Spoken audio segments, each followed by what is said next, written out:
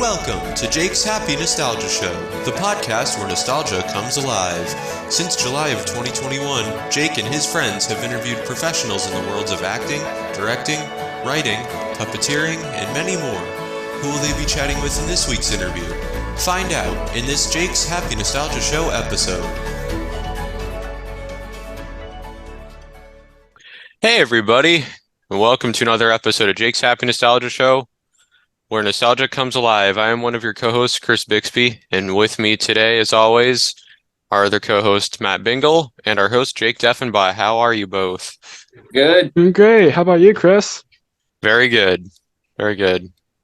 What do you have for today? Today, I'm very excited about today's interview. We always love having people from Sesame Street on. We've had puppeteers on. We're having more puppeteers on in the future. And we've also had a couple people involved in the crew.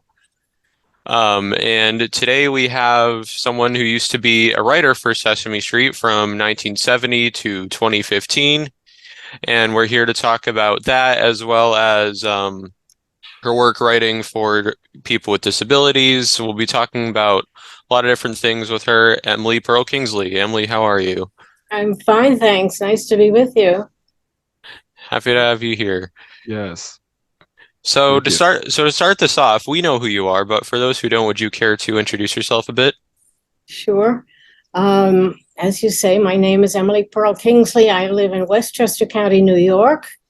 And I was really honored and pleased to have been associated with Sesame Street for 45 years. I came in at the very beginning, at the first week of season 2. I spent the whole season 1 trying to convince them to hire me. They had just started on the air, and they were just about fully staffed with everything they could possibly need, except for writers. Writers was the only thing that they needed. And it was something that I had never done. I had no idea whether I could do it or not. But I had been watching the entire first season every day when it first came on the air, and I fell in love with it. And I kind of studied it. I watched it twice a day for a year, and then I wrote some audition material for them to see if I could get on as a writer. Because I had tried everything else. I tried production, I tried research, I tried editing, tried everything. And the only thing they needed was writers. So I figured, well, if I'm going to get on this show, that's what I'm going to have to learn how to do. So I just studied and studied and studied. And finally, they put me on as a writer in season 2. And I went all the way up till season 45. So Really nice, yes. That's crazy. Do you want some background on just me, the person? I grew up in New York. I've always lived in New York. New York's my town. And I lived in Queens. I went to Forest Hills High School and to Queens College. And I have one son whose name is Jason, and he is now 48 years old. I have a picture of him on my watch. I don't know if you can see it. But yeah. Oh, wait a minute. Oh, wow. It went away. If it comes up again, I'll try to show you again. Anyhow, it's a picture of him on Sesame Street when he was 3 years old, which is a story in itself. So anyway, he is now living in a small group home with 2 roommates. He has Down syndrome, and so do his 2 roommates. And they're living quite independently in this little group home in Hartsdale, New York, and they're doing very, very well. What else? Anything else you want me to start with, or just ask me questions? Yeah, that was a great way to start it off. Yeah. That's terrific. So how did you first get into writing? I did writing because it's the only thing they needed. I had never written anything before, but they said, we have everything else. All we need is writers. And it's very tough stuff to write. It's not at all easy.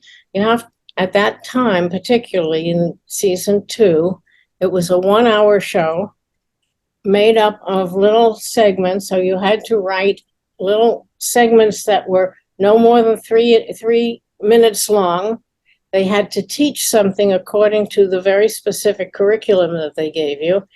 it had to be funny, and it had to be comprehensible by a 3-year-old. So that's not asking too much. And but as I say, I had studied the show so carefully by watching it twice a day for a year.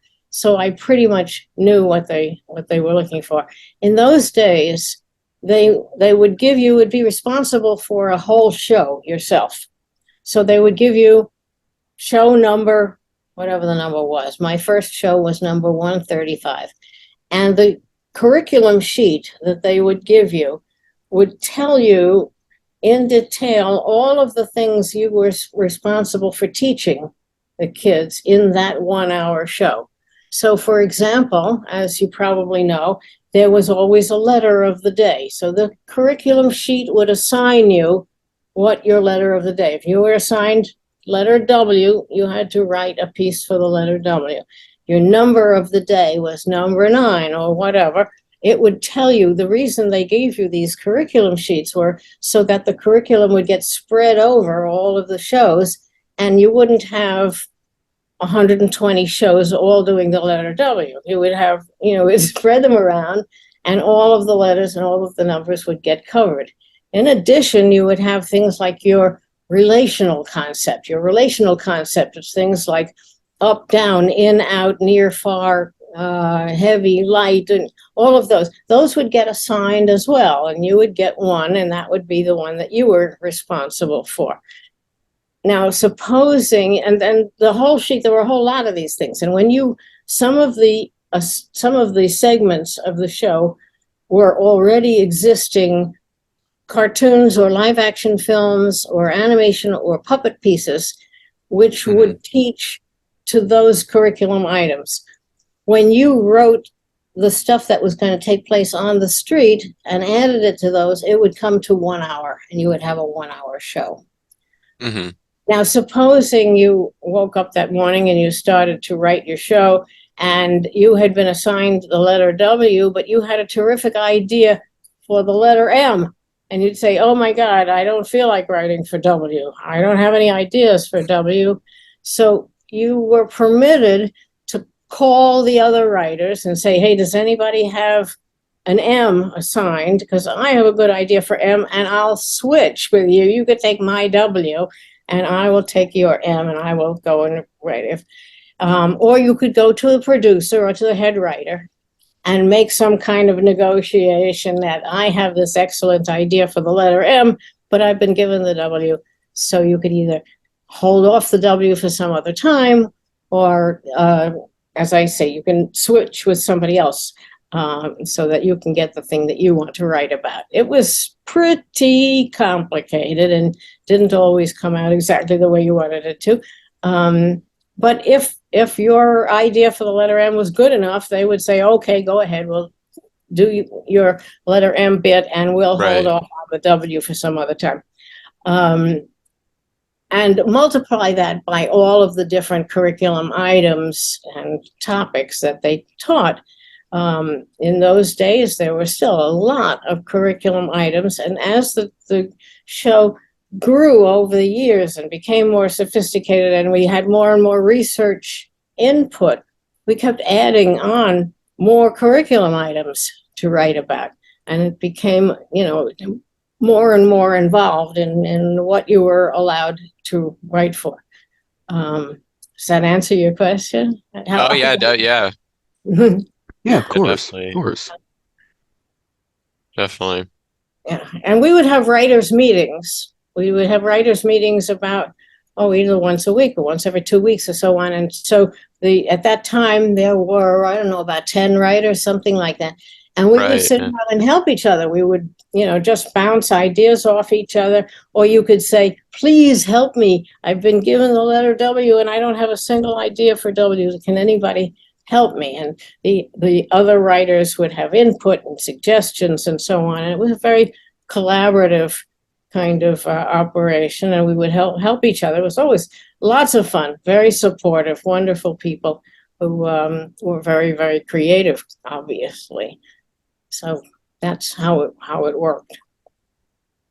Nice, really nice. Awesome. I can amplify that a little bit if you want me to, which is that once you had your show plotted out, what you were going to, it usually came to about 8 different segments, which would be hooked together by these interstitial animation pieces or puppet pieces or what have you. And then you would take it to the head writer and review it with the head writer, who would have suggestions and ideas for how to make it better. And then it would go into production. So it was a pretty long and complicated process to go from your initial assignment sheet into a production script. Right. Definitely. So now, before Sesame Street, one of your earliest TV jobs was in the 60s doing script research for the CBS series East Side, West Side. Can you talk about kind of what you did and what that experience was like? Sure, that was fascinating. That was my very first job in television. After I graduated from college, I got a few jobs in publishing. I was working for Harcourt Brace and Harper's and Random House and doing book production, but that wasn't all that interesting. It was okay. But an uncle of mine was working on this new show called East Side, West Side. And he told me there was a job opening for a researcher. And he offered it to me, and I went in, interviewed, and so on, and got that job. So that was a show that would be very timely now. If it was on the air right now, all these years later.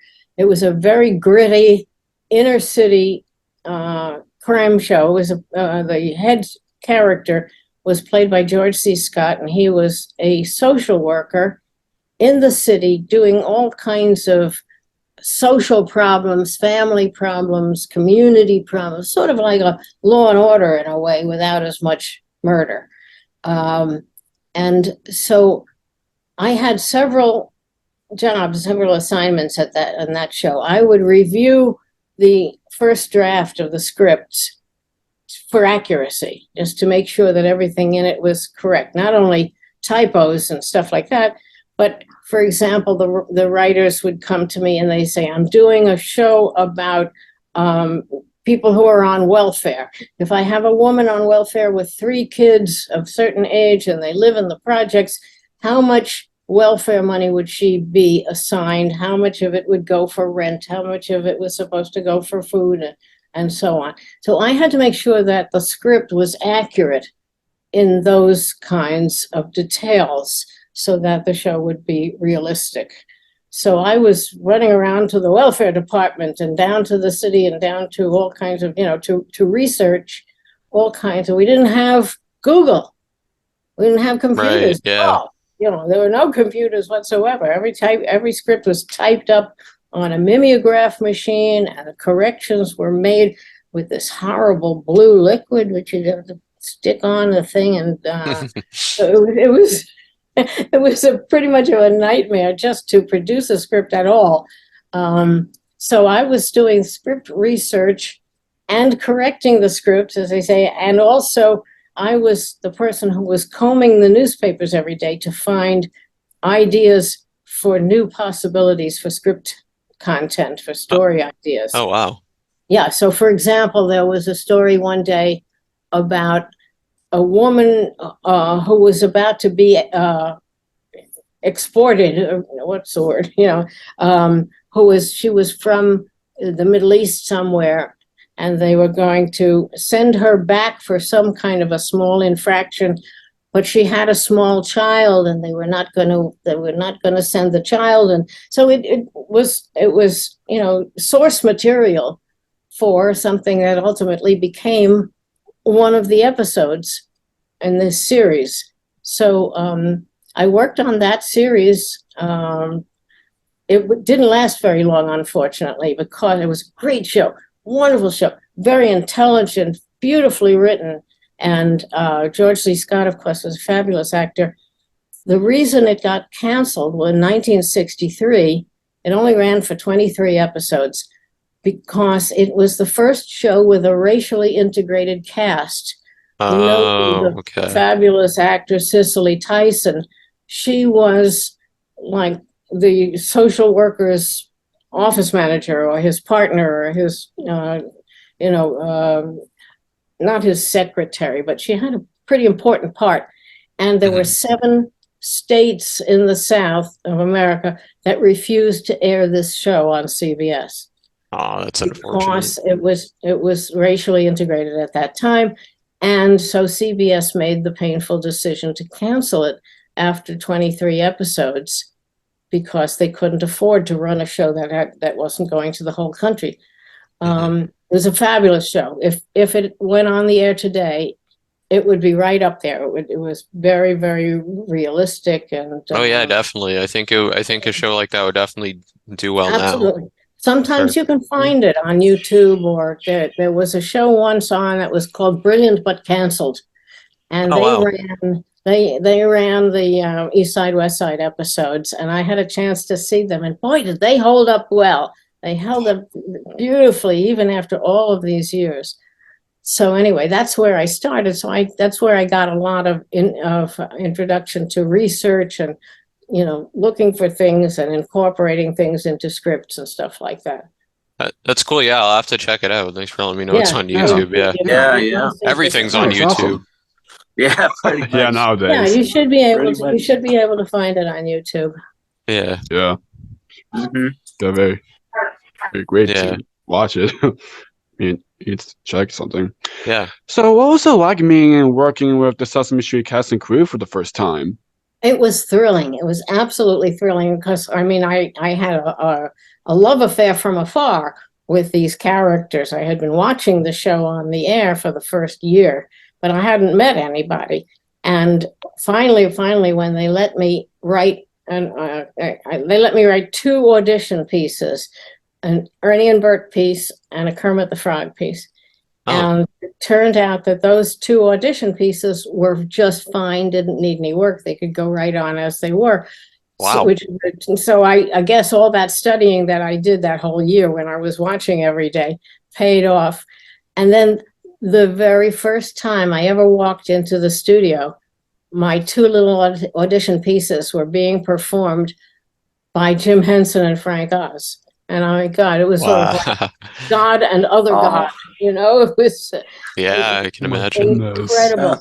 And I'll tell you something. amazing. I mean, I didn't think I was quite alive. It was just magical. Here I was walking into the set. The set is so beautiful. It's in every detail. It's Definitely.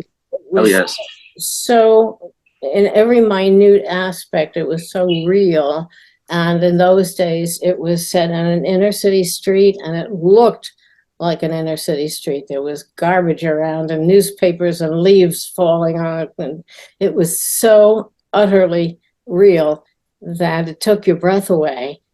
And I want to tell you that 45 years later, I got the same thrill walking onto that set as I did on the very first day. Wow.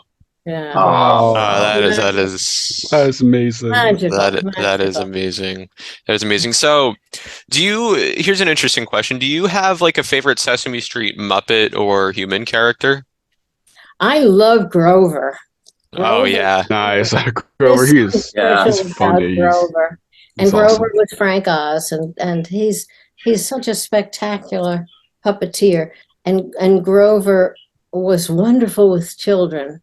Frank had a way of interviewing with children that was just delicious. It was really fun to watch. If he had a puppet on his hand, or any of the puppeteers really, and was talking to a child, the child automatically was able to relate to the puppet and forget completely that there was a human being underneath the arm who was sitting there talking. And the child was able to relate directly to the Muppet, and they were just geniuses at the way they were able to communicate directly with children. And Frank Oz was particularly wonderful at that. And Grover was just so goofy. I love them all, but Grover, there's something special about Grover. I see you guys nodding. Yeah, I love Grover. I mean, recently we spoke to Ryan Dillon, and he said his favorite is Grover as well. Yeah. Mhm. Yeah. He's been doing Yes. a wonderful Elmo Oh first. yes. Oh, For yeah. sure, keep Oh going. sure. yes. We keep in the Definitely. legacy for Ken Oh, yeah. Clash. Yeah, Yep. he's Yeah. Great puppeteer as Oh, well. yeah. Mm-hmm. Yeah. Do you have a favorite from the human cast? Well, I had a wonderful experience working with the Theater of the Deaf and with Linda Bove. Oh, yeah, yeah. Yeah. Gets me into my Nice. whole disability thing. Yeah. In season 2, which was the first season that I was on staff, that I was actually working there, Hmm. they told me about something called the Little Theater of the Deaf. And I didn't know anything about deaf stuff, deaf people or anything. But they sent me out to scope them and to interview them and see if they would be a good addition to the show. And I just fell in love.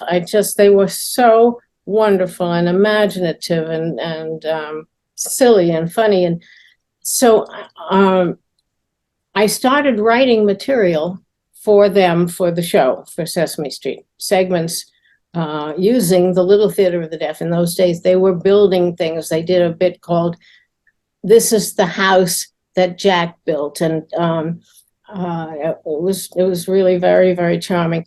So when I was writing for them, I got to know them, and I started socializing with some of them, and I figured I'd better learn how to sign, because if I'm going to talk to people, if I'm going to be friendly with people, I better be able to communicate with them. Exactly. Right. So Yeah. I took classes and I studied and I learned, and I can sign in a rudimentary, slow kind of way. And I became very friendly with Linda Bove and Andy Vasnick and some of the other actors in the Theater of the Deaf who were deaf.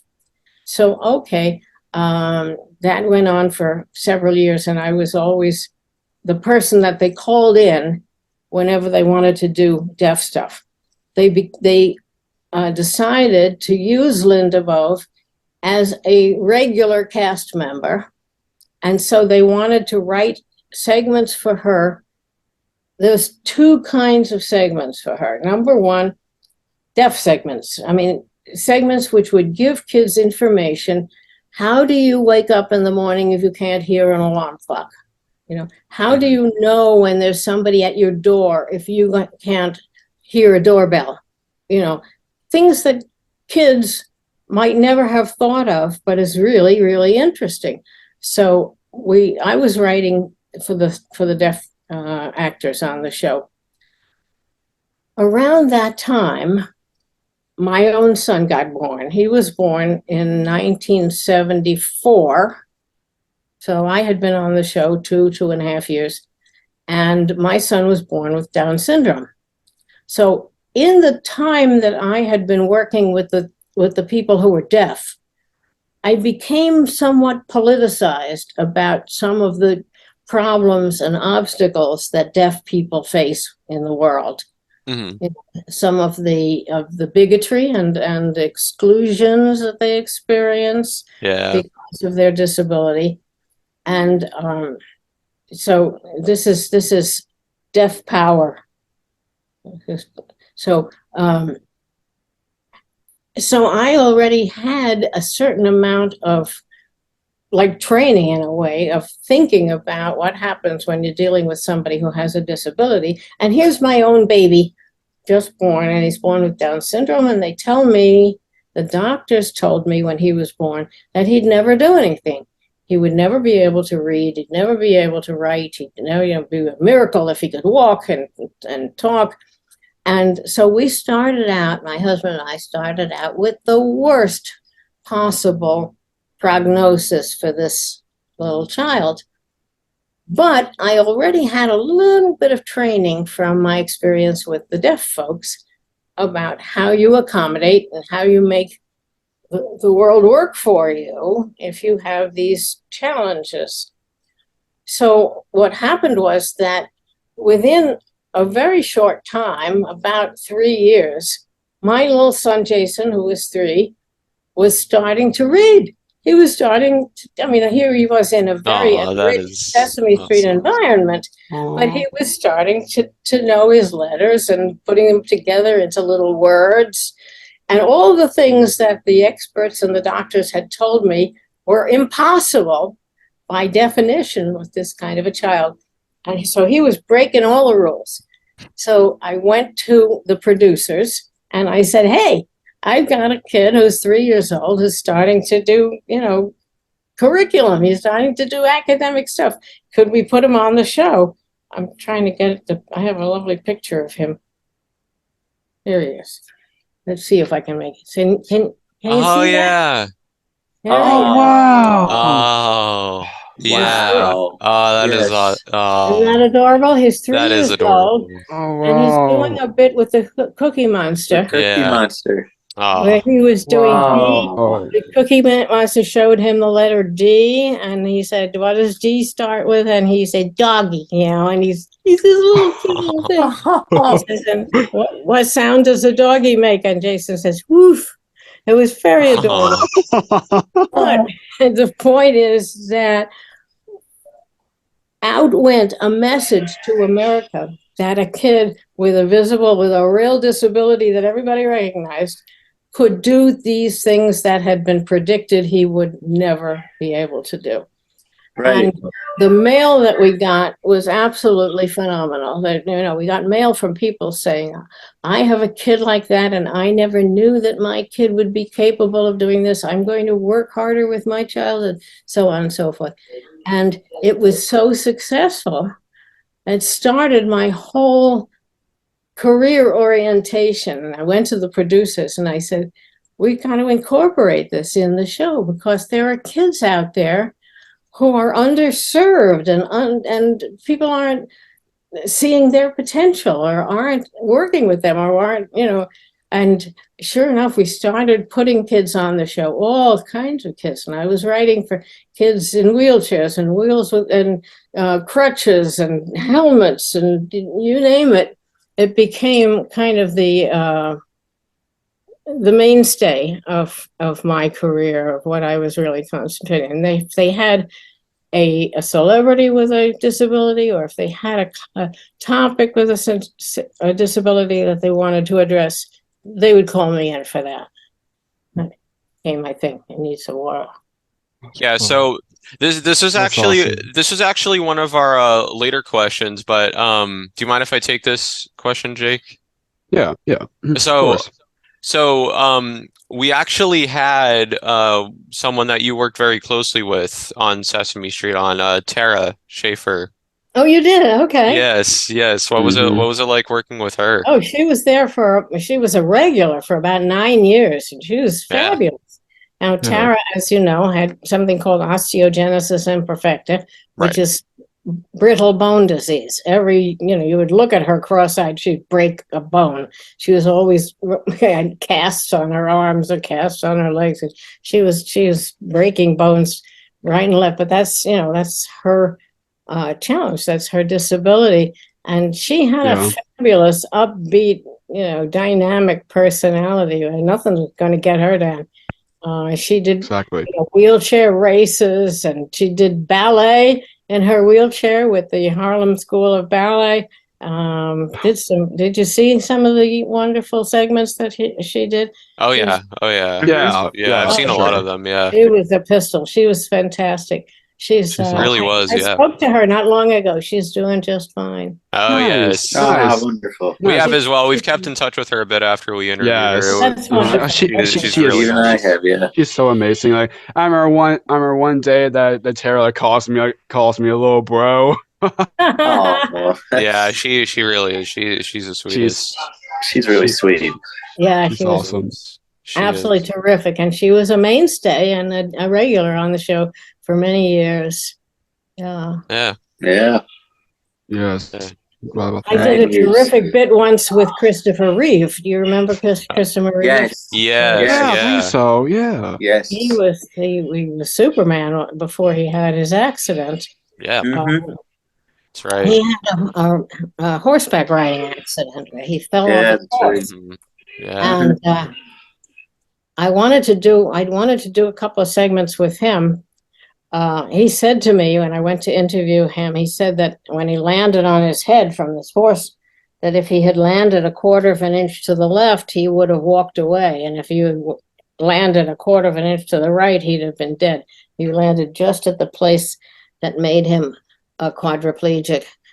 So he was in Oh a my. very elaborate electronic chair, and he breathed through a tracheotomy tube in his neck, and he made the chair operate like a little tube device. We go, and that would make the chair go or tip back or sit up. Or it was fascinating. And so I went to the producers and I said, look, this guy is not only willing to come on the show, but he's willing to discuss in detail. And so many times children are told, don't look, don't stare, don't point, don't ask, and that's totally wrong. I mean, children should know, they should have their questions asked, they're answered. Their questions are legitimate, and it's absolutely understandable that they would have questions about, why is this guy in this great big chair? So they said, okay, go for it. So I spent a day with him and set up what I wanted to do. And I told Chris Reeve, I said, I want to make a segment with your son, where the two of you are about to go to the library with some of the Sesame characters. And he said to me, no, we never use our son in any bits or any publicity stuff. Tell me why you want to use my son. And I said, because I think it's important for the kids out in the audience to know that people with disabilities, even very significant disabilities, have families who love them and who care about them and are there for them. They aren't just isolated ideas. They live in the real world with everybody else. And so he said to me, okay, let's use my son. And the segment that I did with Chris came out just great. Chris comes down in his motorized chair, and Will, the son, says, here he is. And he comes and he jumps on his lap and he gives him a big kiss. He says, hi, Dad. And it was magic. It was like that. any other son greeting his dad. It was just so normal. And so it was absolutely wonderful. Yeah. So that was sort of a highlight for me. Definitely. Yeah, sure. Absolutely. Beautiful moment. Absolutely beautiful. Do you have any favorite episodes or songs you wrote for Sesame Street? Well, that Chris Reeve one was certainly one, and sadly they don't play it anymore because he passed away.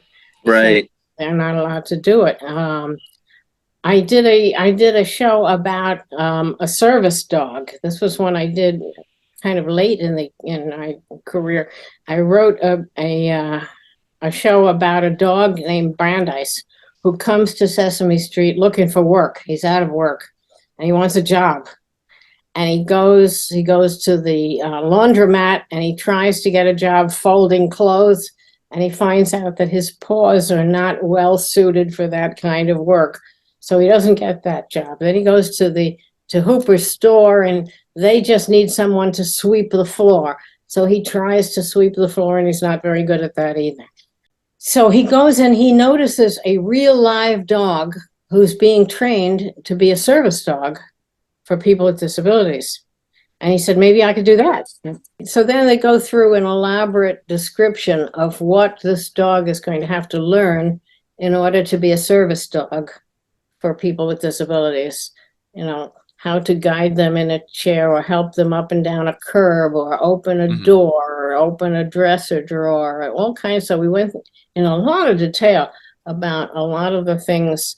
And then at the end of the show, he meets this little girl in a chair who's very apprehensive about meeting her dog. And of course, when they meet each other, it's love at first sight. And and there's a sweet song in that show called I Want to Be a Service Dog, where he lists all the different things he wants to learn how to do. So that's nice. One of my favorite shows. Yeah. Actually, before this interview, we watched the episode. It's in season 34, I think. It's the one where Big Bird writes a fairy tale and he's having trouble coming up with an ending. As Big Bird, Telly, Baby Bear, and Zoe, I think. And it involves a penguin, and Telly comes up with this idea that there's like a royal tuba player who plays a tune on his tuba and makes a penguin sing. Yeah, they're just coming up with all these different endings for Big Bird's story. That's basically the plot of it. Yeah. I did one once where Hansel and Gretel, was it Hansel and Gretel, and are going to visit Big Bird, and their parents drop them off at the subway stop, and they know how to get to Big Bird's nest, but they're afraid they're not going to know how to get back. So they leave a trail of cookie crumbs. Of course, you can imagine what happens to those. They get immediately. Yeah.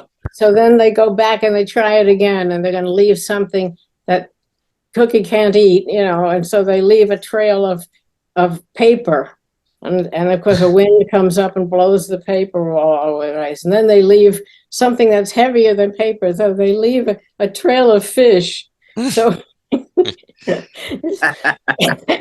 there's a whole line of fish down the street, and I think, what was it, that because some jugglers come along who juggle fish, they take the fish away, and the last scene of it was supposedly they were going to leave a trail of pianos, because pianos, you can't juggle pianos.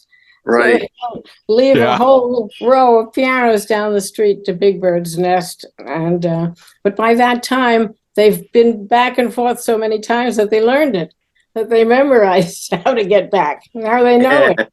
They don't have to leave anything at all. And they spent their entire time they were supposed to be visiting with Big Bird. They spent the whole time leaving trails of stuff. That was a pretty silly show too.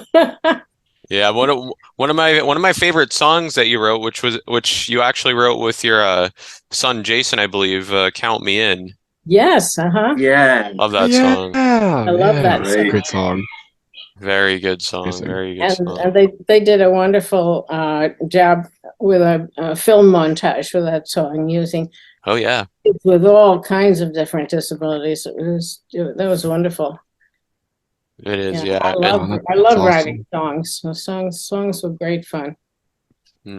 I wrote, I don't know, maybe 200 songs. I don't remember how many. Wow. It's all kind of a blur. Yeah. There's so many. Yeah. But you know that now all these years later, the original crew of writers, there are about 10 of us, and we meet every week on Zoom just to chat and to get together with each other. Wow. Oh, that's amazing. Oh, that is awesome. That is really special. It's truly awesome, and we just love each other, and we get together because we like to keep up with each other, and just the most warm, funny, intelligent, gifted people in the world. They are truly, truly wonderful. Definitely. So, awesome. So two of my other favorite things you wrote were actually home videos: Kids Guides to Life, Learning to Share, and Elmo Says Boo. What was it like writing those? The Elmo Says Boo was tough. That was not easy, because I wrote that along with Annie Evans, and we had a lot of fun, and we wrote about 6 terrific songs. And then they decided at the last minute they didn't want to do a Halloween video. It was something about that holiday, or I'm not sure exactly why, but the whole thing got killed at the last minute.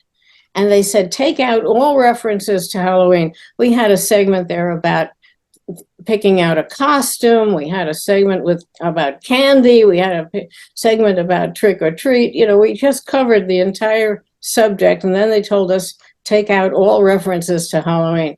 So there was not much left. And so we felt that, and then at the very end, I think they stuck some stuff back in, some stuff with the counting. I don't know. I don't feel much connection with that particular video. the other one, the learning to share, was fun, and I think we worked with Katie Couric on that one. So that was fun. Oh yeah, Yeah. Awesome. definitely. Yeah, I have Cool. learning to share and Elmo says boo. Right Yeah, there. and almost says boo. DVD. Yeah. I see them. Great video. I actually did watch that video on this year's Halloween. So Same. Yeah, me too. great Mhm. video. Because it had been a Terrific. long time since I'd seen it. Right. I actually Well, I never think watched that they video have come until out recently. with a real So. Halloween one since then. I mean, the one Yeah. we did Oh, originally yeah. would have been terrific, but I can't exactly remember the reason they cut it. And then years later, I was very frustrated because they put in a different one and never Yeah, they as did. ours. It would have been really excellent. Oh well. Yeah. Oh, Yeah. Yes. So in 1976, you were elected to the board of directors for the National Down Syndrome Congress. Right. Can you describe a little bit of what that Congress is? Well, there are several Down syndrome advocacy groups now. That was the first one, and it was a group of parents, educators, physicians, anybody who was interested in in Down syndrome. I was on that board for about 9 years. One of the things that I worked hard on on that board was the concept of adoption, because in those days there were many people who were aborting and terminating pregnancies because they got a diagnosis of Down syndrome, and people didn't have any kind of accurate information about what kids with Down syndrome were really like. So I was working, number one, on trying to get the word out that kids with Down syndrome can live quite a normal life and can do all sorts of things that nobody ever thought they could, such as my son Jason. And secondly, for people who, for one reason or another, decided they did not want to raise a child with Down syndrome, we had a waiting list of people who were eager to adopt them. And so getting that word out was important as well, that if for whatever the reason is, and we weren't, giving anybody a hard time, but for whatever reason, if you decided you didn't want to raise your child with Down syndrome, we had all sorts of loving families waiting online who would love to take them on and adopt them. So I was chair of the adoption committee at that time, and worked on that topic for several years.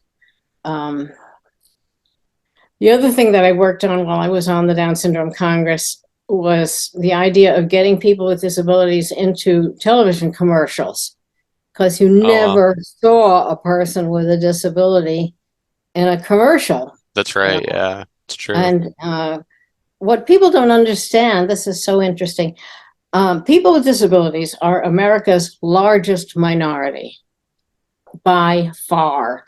And they cut through all races, all genders, all nationalities, all geographies, everything. The people with disability are everywhere.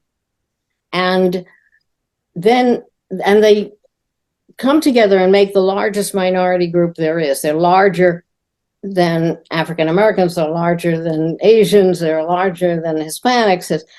But we don't talk with one voice yet, because the people are in so many different disparate groups. There are the mobility people, the wheelchair users, then there are the sensory disabled, the deaf, the blind, that sort of thing. Mm-hmm. Each one has their own group and their own focus element. But when you take all of those little groups and you put them together, it's enormous. And then you add to those disabled people the non-disabled people who care about them, their parents, their brothers and sisters, their classmates, their teachers, their caregivers, their uncles and aunts and all that, then it's almost everybody. And if everybody who had some kind of an interest in disability came together and spoke with one voice, we could really make anything happen we wanted to. Definitely, yeah. Yeah, absolutely. It's just that we're not speaking with one voice yet, and that's so. And so one of the things that I started out getting involved in this business about being on television and being in commercials, because commercials, when you think about it, depict like standard, typical families, the way families Yeah. are supposed to look. You know, Right. there's a mom and a dad and a couple of kids and a toothbrush. You know, it's the idea of showing somebody with a disability seemed to me to be so obvious, because there are so many of us and we all use toothbrushes, you know, for God's sake, we all go out and buy toothbrushes. So I had this huge campaign with Procter and Gamble and blah, blah, blah, trying to get them to put a person with Down syndrome in one of their commercials. And then they finally did. And my God, the reaction was incredible. Oh, wow. So that was a very exciting time. We were working on that stuff. Nowadays, you see a whole lot more people with disabilities on Oh, yeah. television. And things Definitely. are Sure. very, very much more diversity, a lot more interracial families and intercultural stuff. And there's all kinds of stuff going on now. The people with disabilities are kind of coming on, but not within the kind of numbers that they deserve. But it's slow, but it's happening. It's happening. Definitely. So I know we've talked about him a bit throughout the interview, but in addition to Sesame Street, you've worked on and appeared in many projects with your son, Jason. What is it like getting to work with your son, who I'm sure inspired a lot Oh my of your goodness, work? he's Yeah. fabulous. He's just so interesting. And he just broke all the barriers and all the rules. He's written a book. He wrote a book called Count Us In with his Oh, with his friend Wow. Michael Levitz, who I mean, if you have a minute, I'll go and get a copy and show it to you. But it's Sure. yeah. All right, hold on Yeah, one second. yeah. yeah, of Go ahead. course. Be right back. All right. Okay. Here it is. Oh, Oh. that's so cool. For those I listening, gotta get for it the- in focus. There it is. for There those you go. listening on audio, she has a copy of the book. It's called Count Us In. This is Yes. Jason. Mhm. This is Mitchell, and they wrote this book together many Oh, years that's ago. cool. Oh, wow. They went on a cross-country book tour, signing books and doing media interviews and so on. Wow. He also did some Oh, wow. acting. He was in a show called The Fall Guy with Lee Majors, and he did some wonderful interview stuff. And he's quite a talented and interesting guy, especially when you consider what the doctors said about him when he was born, that he would never do anything. He's now working on a second book. Oh, wow. It's yeah. really nice. So Awesome. So we've had lots of fun together. As I told you, he's living in a little group home with two roommates, Right. and he's quite a happy guy. Oh. No, I'm happy to hear that. Great. That's Definitely. great. You know, you always have to, when you have a kid with a disability, you have to balance the hopes and dreams that you had for your kid when he was first born or when he was growing up, and you have to realize that it is a disability. It's not ideal. It's not optimal. There are challenges and there are obstacles and there are things that you have to deal with, but it's not the end of the world, and it's not horrible, and it's not disgusting, and it's not, it's just something different to work with, and you just do the best that you can. And anybody I know who's had that attitude about it has come out doing fine and proud and pleased with the accomplishments of their kid. Oh, that is wonderful. That's wonderful. Jake, I think you're muted. Yep. There we Sorry go. about There you go. that. Yeah. I hope in the future I might gonna get the book and. Oh yeah, definitely. I'll definitely pick Oh, up for a sure. copy. I'll get a Very copy. awesome. Absolutely. Where are you Nice. guys That's located? awesome. I am in Massachusetts, and these two are in Maryland. Oh, Mm-hmm. Yep. Yep. Yes. About an hour and a half from each other. Yeah. Bit of a ways, but same state. Yeah. Mm-hmm. Yeah. I'll definitely get the book and hope Good. So over the years, you won 23 daytime Emmys for your work with Sesame Street. How does it feel that the franchise became, such a success throughout its long run? It's fabulous, and it sounds crazy to say that you have 23 Emmys, and they're all over the house, and but those are group Emmys. They're Emmys for the writing team. They're not just for me, and so Right, yeah, because there were a lot of other amazing writers too, like Belinda Ward was one of them, who we're actually having on in the future. Uh-huh. Yeah, we're talking to her there. Yeah, definitely there were a lot of great writers. Sure. Oh, jeez. Keeping them. Way too many to mention. We know we're gonna forget some. I'm gonna let that go to voicemail. But anyway, when the writers are nominated for a writing award, all of the writers get nominated, and so if you win that year, everybody gets Everybody gets So and each year the head writer chooses one script to submit to the Emmy committee to be judged, so it's the representative script. But since every show is an amalgam of a whole lot of different segments from, so you could have something in there or not, or, several things. Everything that we submit is representative of what we all do. Mm-hmm. So the Emmy goes to all of us as a team. Right. Yeah. Definitely. Exactly. I'm sure it's going to be difficult choosing like 130 of them, though. Because it hasn't been 130 in a long time. Yeah, it's a very expensive back then show. it was 130. Yeah. Oh yeah. Nowadays it's only like 35 or something like that. 35, they only do 35 a season. Yeah. That's how it is nowadays. And it's down to a half-hour show also. Because most of the human cast not there anymore. That's right. Very sad. Very sad. Yeah. Absolutely. Yeah. And it's still wonderful, but it's still in the early days when we were doing 130 a year, that's like just 6 months worth of shows, and then it would get repeated once. Yeah, definitely. Yeah. Definitely. It's an amazing journey. Yeah. Absolutely. For sure you did. For sure. All the things you've done then.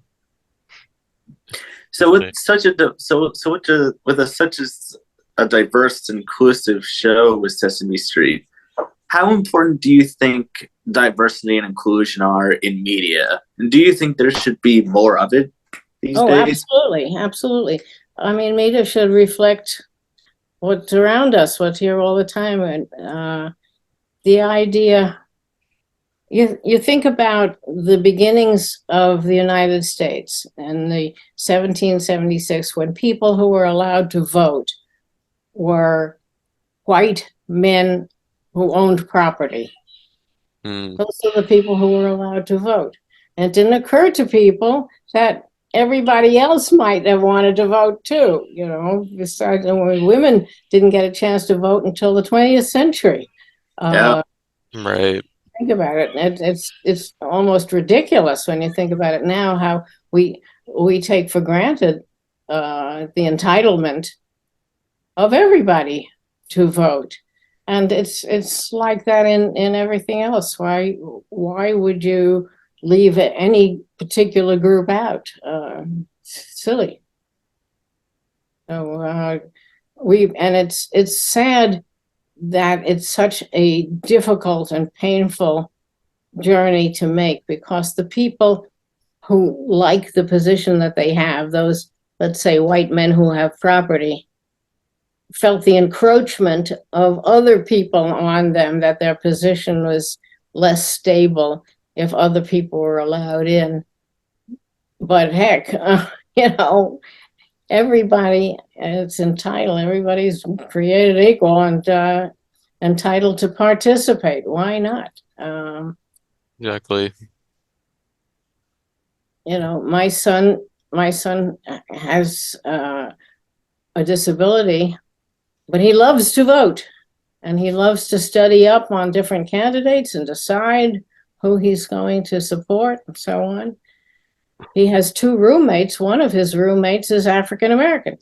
You know, think of the obstacles that they've been hit with over the years about Oh, yeah. people who Yeah. are intentionally making it more difficult for people like him to vote. That's crazy. Really unfortunate. Yeah, It's but crazy. luckily, it's a different time now. Let's hope so. I mean, we've had some very, very serious challenges recently. Yeah, Very serious challenges. yeah. People's entitlement to have a full life and to live, to vote, to own property, to Mhm. write what they want to write or say what they want to say or to love who they want to love or, whatever it happens to be. Mhm. We have to fight very hard to maintain those rights. We do. We really do. Exactly. Really do. Really do. When Sesame Street started, there was Susan and Gordon, 2 blacks. Hmm. Right. Bob, Yeah. who was white, and Mr. Hooper, who is like an old guy. And that was it in the first year. And when Sonia came in as Maria, she was literally the first Hispanic lead in a show, certainly in a kids show ever. And she remembers so vividly saying that she never saw anybody on television who looked like her, and that it hurt. It hurt. And I can tell you as a mom that never seeing a person with a disability on television hurt. It felt like you were being left out, that you were less important, that you didn't count. That your kid was being discounted, and that's extremely painful. So all of the progress that's been made it's been slow and sometimes difficult, but so important. So important. Definitely. It really is important. Yes. It really is. For sure. So in addition to writing for the series, you also wrote several blogs. Do you have a favorite blog you wrote for Sesame? A favorite what? A favorite book. Favorite blog. I couldn't hear you. A favorite book. Book. Oh yes, I have a very favorite book. My favorite book, and people are often surprised to hear that, but my favorite book, and it's 1,400 pages, and I've read it 4 times, is The Count of Monte Cristo. You both Oh, wow. very surprised. Nice. It's a wonderful book. It's very exciting, a lot of suspense, and it was written in serialized form. When it was written by Alexander Dumas, it was written where a little piece of it came out each week, like in the papers and newspapers, something. People would read one chapter and then they would wait till the next chapter would come out the following week. And so it's a lot of little chapters, and it comes out in this great big book. And it's about this guy who is on his engagement party day. He's thrown into jail and he doesn't know why. He can't find, and he's in the jail, I think, for 19 years. And he has no idea why he's been put into jail. And while he's in jail, he kind of scrabbles through the rock walls to the cell next door. And he gets to know another prisoner in the next cell who teaches him all kinds of wonderful stuff, teaches him geometry and teaches him algebra and teaches him languages, teaches him how to sword fight. Okay. So he becomes very, very smart. He's very smart. And he escapes from this jail and he finds this immense treasure. So Wow. he's now very smart and very rich.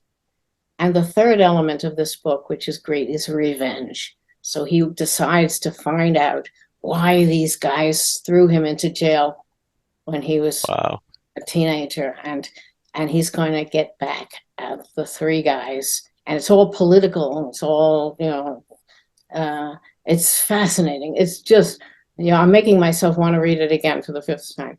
It's a wonderful, wonderful, wonderful book, The Count of Monte Cristo. Same guy who wrote The 3 Musketeers. And wow. Yeah. Do you have a favorite book you wrote for Sesame Street? Because I know you wrote a bunch of books for Sesame as well. Yeah, I wrote a baby sister for Harry. That's Oh, I love that one. Oh yeah. Harry That's a got a good little one. baby sister, and then they had a whole lot of like sibling rivalry problems when he thinks that the parents like the baby more than him. Yeah. A problem which comes up from time to time with families.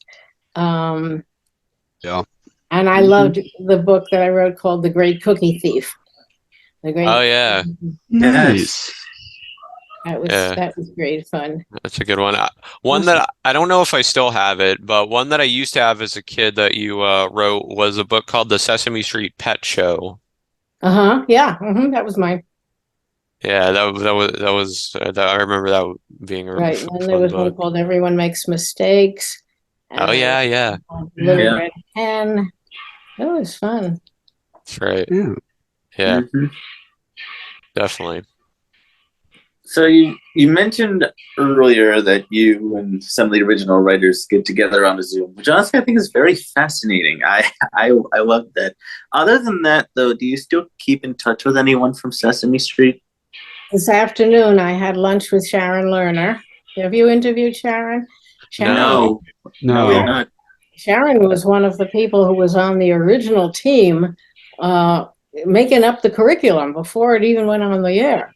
Wow. Predates Wow. me by a couple of Wow. years. And she Wow. was there. We met the first day I came to Sesame. I met Sharon, and we just hit it off right away.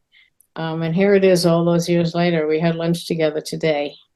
Oh, Wonderful. that's awesome. Wonderful. That is That's awesome. great. That's amazing. That's great. That is awesome. So now in 2015, after several decades, you decided to retire from Sesame Street. Can you share at all what you've been working on since then? I haven't been working on very much, actually. We had COVID. That was one thing that kept us all not busy. And I've been doing some work on my son's group home. We just did a whole bunch of renovations on his house and built a new patio in the back and painted it a new color and that sort of thing. So that, Nice. keeping involved with him has kept me busy. And I'm on the board of directors of a thing called the Schoolhouse Theater. The Schoolhouse wow. Theater is the oldest nonprofit theater in Westchester County, New York. And it changed ownership a few years ago. It closed down for COVID and so on. And so we're doing a lot of renovations there, hoping to reopen in the spring. And in the meantime, during COVID, we've been producing a Zoom matinee production every single Saturday through the entire pandemic. So we've done 112, Wow. 112 plays in a row every week. Every Saturday we put on another. It's sort of like a reading because everybody's on Zoom, so there's Yeah. not a lot of action, obviously. But we've done all kinds of different shows, plays, new plays, old plays, classics, Name funny, straight, whatever. And so I've been having a wonderful time being involved with that. I've been doing a little bit of acting on some of them and Some. that sort of thing. So that's been great. That's really nice. Really That's nice. great. Awesome. Yeah, Awesome. anybody interested in that can go to the Schoolhouse Theater, theater with an ER, not an RE, .org, theschoolhousetheater.org. And every Saturday afternoon we have another play. Nice. Yes, for those Awesome. watching and listening when this comes out, links to that will be in the description below. Good. Mhm. So, Yep. yes. So, as a writer, what challenges would you say you faced during your career?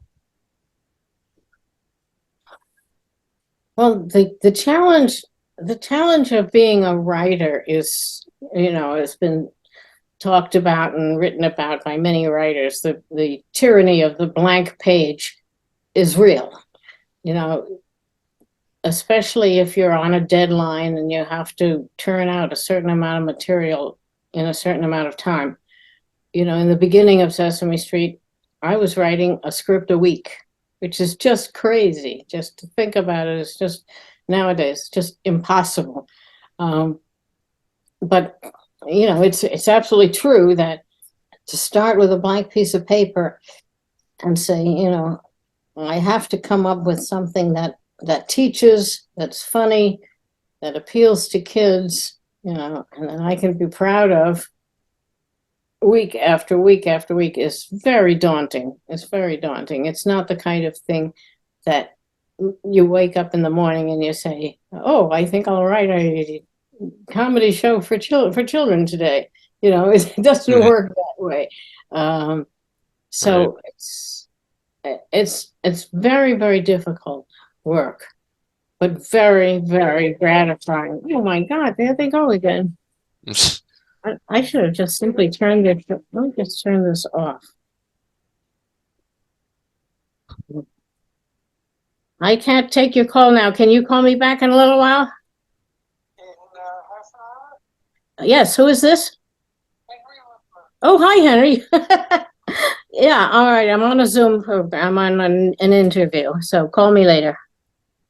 Okay, bye. Yeah.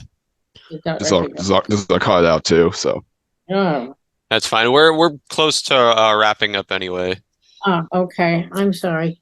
Oh, no worries. No worries at No all. worries. I'm expecting a very important delivery. I hope I haven't shut them up. Oh well.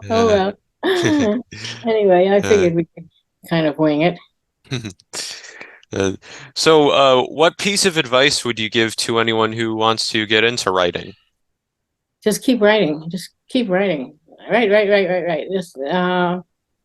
Just put it down. Don't ever think to yourself, this is no good. Just keep at it. Keep letting other people read it and have input on it, and just read other people's stuff. Just do what you love. Do what you love. Definitely. Yeah, getting inspired by someone, or just get people to take critiques and and see what what make better reader, better writer, and of course. and say what the challenges that because no matter what we're gonna what you do, it's part of what you want to do is there's gonna be challenges, so if you want to be a better writer, you have to face the challenges, to be successful at it. Absolutely. So Sure. Absolutely. Mm-hmm. Just keep trying. Keep trying. Yep. Exactly. Definitely. Absolutely. So as we're wrapping up here, what would you like to say to the fans and supporters of your work on Sesame Street over the years? I'm so grateful. I mean, here we are in a season of Thanksgiving, and I'm grateful every day for all of the opportunities that I've had to try things, try new things, see if they work, see if they don't work, and just keep as much as possible having an upbeat outlook, and if things aren't going well, just hang in there, and things will get better. Surround yourself with people that you love and who are enthusiastic and supporting you. Support each other. Just keep trying. We're fortunate. With everything, with all of the horrible stuff, we live in a good time. We live in a good place. We have so many wonderful things available to us, and try, if possible, to take a positive view of as much as you can. It pays off. It really does. For sure. Mhm. So, if people would like humor, surround yourself with funny stuff. yeah. Exactly. Absolutely. That too. Definitely. Yes. Yeah. So, if people would like to contact you, where can people find you? I have a website. It's Emily Perl Kingsley, Pearl with no A in it, emilyperlkingsley.com. Nice. And links to that will be Nice. in the description too for anyone who Okay. wants to get in touch with Emily. Right. Mm-hmm. All right, so Jake, why don't you take us out with the last question? Yes. So to end this off, we always every episode we always ask those questions for last question to you and rest of previous guests we had. So to wrap this up, this podcast is called Jake's Happy Nostalgia Show. What do you think? When you think of nostalgia, what do you think of, or how would you define the word nostalgia? What word? And where did you find the word nostalgia? Oh, nostalgia? Mhm. Yeah. Or how Oh. you find what you think of, or how you find the word nostalgia, or how it means to you? Well, look, I'm 82 years old. I have a lot to be nostalgic about. Your life is an accumulation of adventures, exciting just projects and things you've tried, things that have worked, things that haven't worked. I get nostalgic about people who have influenced me and people who have been part of my life over the years. Obviously, when you're 82, you've lost a lot of people by now, and your parents aren't around any longer, and so you have a lot to think about and a lot to remember.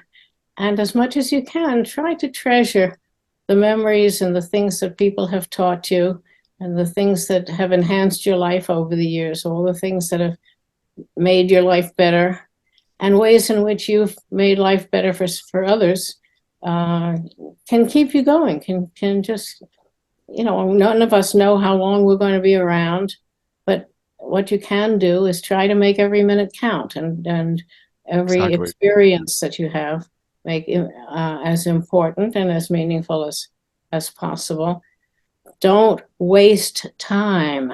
Don't waste your life. This is the one and only life, and to make it count, make it fun, make it important, make it meaningful, and make it helpful. Make it helpful to others. That's about it, and so at the end, there's a lot to be nostalgic about. There's a lot to remember and a lot to be thankful for. Definitely great, Exactly. Absolutely. great note to end on. Absolutely. Well, Emily, thank you so much for being a guest on the podcast. It has been an absolute blast. Yes. Absolutely. Yes. Thank you so much, Emily, for being on. I'm glad we have got a chance to do so, and thank you for what you've done over the years, and we just want to say thank you for what you've done, and glad for what your work being part of our childhoods, and keep there's such great work for you've done, and see what's of course what's next for you down the line as always. Good. Thank you so much. This was great fun. Of course. And all of you guys keep in can touch, too. keep in touch, guys. Let me know how you're doing. And Oh, of course. Yeah, Oh yeah, of of course. course, Keep in for touch, sure. yes. Would love this to. was really fun. Absolutely. Thank Definitely. you. Well, I'm folks. glad you. I enjoyed. Well, folks, Thank that you. brings another episode of Jake's Happy Nostalgia Show to a close. We've absolutely enjoyed our time with Emily Perl Kingsley, and Thank you again, Emily. yes, thank you Thank again, you. Emily. And until next time, remember to keep nostalgia alive. Bye, everybody. See you soon, everyone. Bye. Take care. Bye. Thank you for tuning in to another wonderful Jake's Happy Nostalgia Show interview. Be sure to follow Jake and the crew on social media and stream the show wherever you find your favorite podcasts. And as always, remember to keep nostalgia alive. Bye-bye.